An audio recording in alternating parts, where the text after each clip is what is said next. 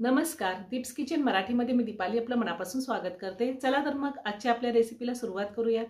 आज मी तुम्हाला द्राक्षाचा ज्यूस करून दाखवणार आहे। त्यासाठी मी इथे 300 ग्रॅम द्राक्ष घेतलीत। द्राक्ष मी मिठाच्या पाण्याने स्वच्छ धुवून घेतली, त्यानंतर साध्या पाण्याने सुद्धा धुवून घेतलेली आहेत। 2 टेबलस्पून मी साखर घेतलेली आहे।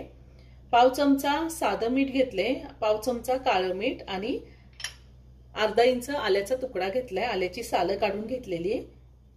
मी इथे मिक्सरचा जार घेतलाय, त्यामध्ये हे द्राक्ष काढून घेते। मी सगळी द्राक्ष काढून घेतलेली आहे।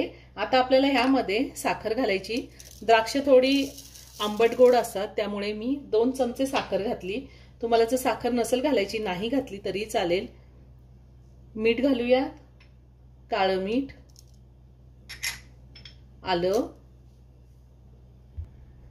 आणि अर्धा ग्लास मी थंड पाणी घालते।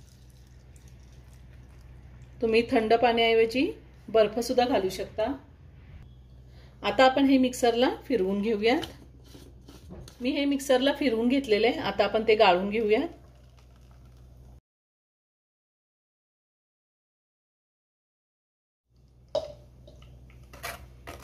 व्यवस्थित गाळून घ्यायचे।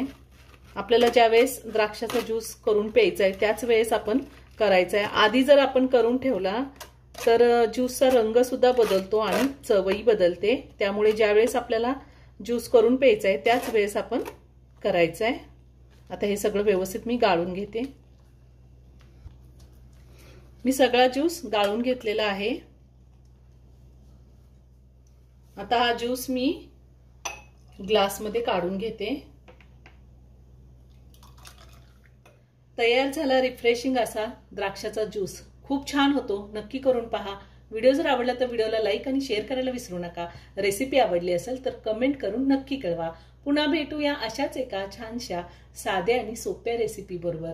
धन्यवाद।